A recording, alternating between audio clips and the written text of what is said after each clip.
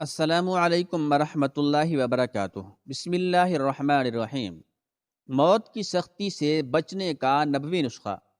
اللہ تعالی ہم سب کو موت کی سختی، نزا کی تکلیف اور سکرات کی تلخی سے محفوظ فرما کر جنت میں داخل فرمائے۔ یہ ہر مسلمان کے دل کی خواہش اور قلبی تمنا ہے، اس کے لیے وہ دعائیں بھی کرتا ہے۔ محسن کائنات صلی اللہ علیہ وآلہ وسلم نے اپنی امت کو اس کا مختصر اور آسان طریقہ بتلایا ہے۔ اگر انسان اس پر عمل کرے تو موت کی سختی سے اللہ تعالی حفاظت فرماتے ہیں اور جنت عطا فرماتے ہیں۔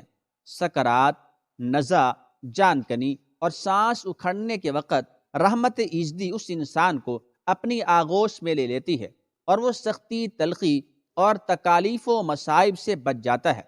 اللہ تعالی مزید یہ کرم فرماتے ہیں کہ اسے جنت نصیب فرماتے ہیں۔ یاد رکھیں، موت وہ اٹل حقیقت ہے کہ جس کا منکر اس دنیا میں آج تک کوئی نہیں ہو سکا۔ موت کے خالق کے منکر کو بھی اس سے انکار کی گنجائش نہیں۔ جب انسان کی موت کا وقت آتا ہے تو بدن سے روح کو نکال لیا جاتا ہے۔ یہاں یہ بات بطور خاص سمجھیں کہ یہ معاملہ امتی کا ہوتا ہے، جبکہ نبی کا معاملہ اس سے مختلف ہے۔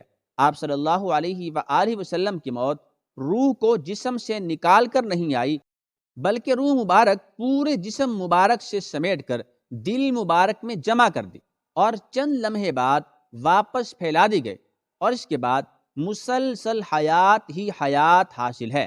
جب روح کو بدن سے کھینچ کر نکالا جاتا ہے، اس وقت تکلیف کی شدت کا اندازہ لگانا بھی مشکل ہے۔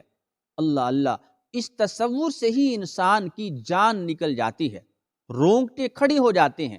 اور دوسری اس سے بھی اہم وجہ یہ ہے کہ اس وقت شیطان انسان کو ورغلانے کے، انسان کو بہکانے کے ساری حربے آزماتا ہے۔ اس کی پوری کوشش ہوتی ہے کہ کسی طریقے سے یہ اسلام سے ہاتھ دھو بیٹھے۔ حالت ایمان پر اسے موت نصیب نہ ہو، کیونکہ شیطان انسان کا کھلم کھلا اور خطرناک ترین دشمن ہے۔ اس لیے یہ لعین پوری قوت سے حملہ کرتا ہے۔ اللہ تعالی ہماری حفاظت فرمائے۔ انسان زندہ رہتا ہے، شیطان اس کو صحیح عقائد سے گمراہ کرنے کی فکر میں رہتا ہے، مسنون اعمال سے غافل کرنے کی کوشش میں رہتا ہے، اور عمدہ اور اچھے اخلاق سے ہٹانے کی تدبیر اختیار کرتا ہے۔ صحیح عقائد کی بجائے گمراہیاں، مسنون اعمال کی بجائے بدعات و خرافات، اور عمدہ اخلاق کی جگہ غیر اسلامی تہذیب میں الجھائے رکھتا ہے۔ سب سے پہلے عقائد کو لے لیجئے۔ انسان اپنی نادانی، غفلت، یا ہٹ دھرمی اور ضد کی وجہ سے شیطان کے مکر و فریب کا شکار ہو جاتا ہے۔ دنیا جہاں میں جتنے بھی غیر مسلم ہیں وہ سب پیدائشی طور پر فطرت اسلام پر تھے، لیکن ابلیس کے شیطانی ماحول اور محنت کی وجہ سے ان کے والدین نے انہیں غیر مسلم بنا دیا۔ اس کے بعد اعمال کو دیکھ لیجئے۔ شیطان کو اس بات کا بخوبی علم ہے، اچھی طرح جانتا ہے وہ کہ اللہ تعالیٰ نے ہر مسلمان کی کامیابی اطاعت رسول صلی اللہ علیہ وآلہ وسلم میں رکھی ہے۔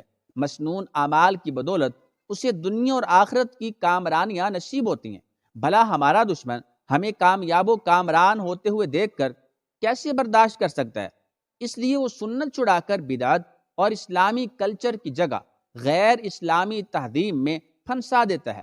یہی معاملہ اخلاق و کردار کا ہے۔ عمدہ اخلاق تو ہماری اسلامی شناخت ہیں، اسلامی پہچان ہے۔ اخلاق کے حسنہ کی بدولت انسان کہلانے کا مستحق بنتا ہے۔ ہمارے اخلاق برباد کرنے کے لیے شیطان اور اس کے چیلے چانٹے ہر وقت بہکانے اور ورغلانے میں مصروف عمل رہتے ہیں۔ شیطان کی محنت دیکھیے، گناہوں کے زہر پر تسکین قلب کا خوشنما ٹائٹل لگا کر ہمارے سامنے پیش کرتا ہے، اور ہم گھٹا گھٹ اسے چڑھا جاتے ہیں۔ الغرض شیطان ہمیں کافرانہ، مشرکانہ اور مرتدانہ خطوط پر چلانے کی پوری کوششیں کرتا رہتا ہے۔ ہمیں مسنون اعمال سے دور کرنے کی بھرپور تگ و دو میں لگا رہتا ہے، اور ہماری اسلامی شناخت مٹانے اور غیر اسلامی تہذیب کا دل دادہ بنانے کے لیے اپنے حربے استعمال کرتا ہی رہتا ہے۔ لیکن جب اسے یہ معلوم ہوتا ہے کہ فلاں مسلمان کی موت کا وقت اب آن پہنچا ہے، قریب المرگ ہے، غرغرہ موت، سکرات، نزع اور جان کنی کا عالم ہے، تو وہ بدبخت ایمان سے ہٹانے کے لیے اس وقت ایڑی چوٹی کا زور لگاتا ہے، مکمل کوشش کرتا ہے۔ اب ذرا تصور کریں وہ لمحہ جب ایک طرف موت کی سختی اور دوسری طرف ابلیس کی شیطانی تدابیر، انسان دوہری اذیت میں مبتلا ہو جاتا ہے۔ جسم مسلسل مشقت برداشت کر رہا ہوتا ہے، جبکہ روح پر شیطانی وار چل رہے ہوتے ہیں۔ اس لیے موت کی شدت سے اللہ کی پناہ مانگنی چاہیے۔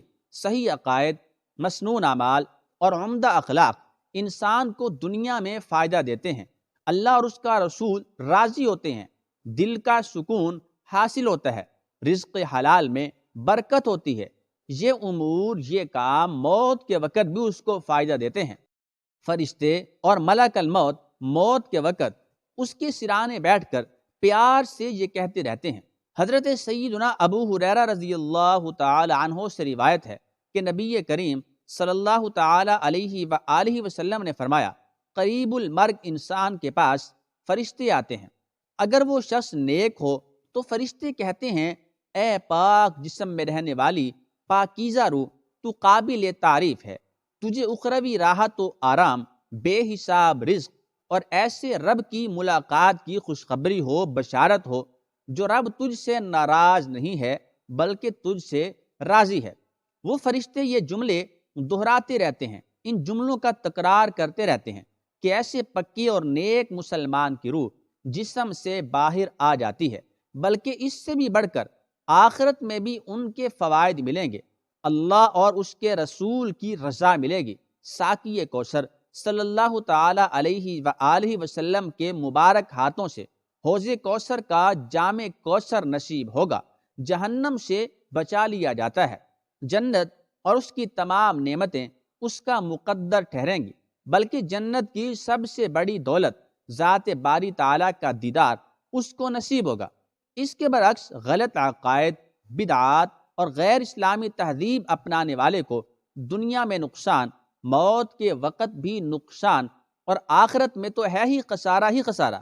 بالخصوص موت کے وقت فرشتہ اس کی روح کو سخت خطاب اور اس کی تکلیف کو دگنا کرنے کے لیے کہتا ہے، اور اگر وہ برا آدمی ہو تو فرشتہ اسے کہتا ہے، اے خبیث جسم میں رہنے والی بدروح، تیرا برا ہو، تجھ کو سخت کھولتے ہوئے پانی، دوزخیوں کے زخموں سے نکلنے والے پیپ اور گند اور دوسرے طرح طرح کے عذاب کی غم انگیز خبر ہو۔ اس کی روح نکلنے تک، جسم سے باہر آنے تک اسے یہی کہا جاتا رہتا ہے، جس سے اس کی تکلیف میں مزید اضافہ ہو جاتا ہے۔ جسے موت کے وقت آسانی نصیب ہو گئی، اللہ تعالیٰ کے رحم و کرم پر کامل بھروسہ اور بھرپور یقین و اعتماد ہے کہ اس کے لیے آگے آسانیاں ہی آسانیاں ہوں گی۔ آپ صلی اللہ تعالی علیہ وآلہ وسلم نے موت کی سختی سے بچنے اور جنت میں داخل ہونے کے لیے جو نسخہ تجویز فرمایا ہے وہ 3 اوصاف کا مرکب ہے۔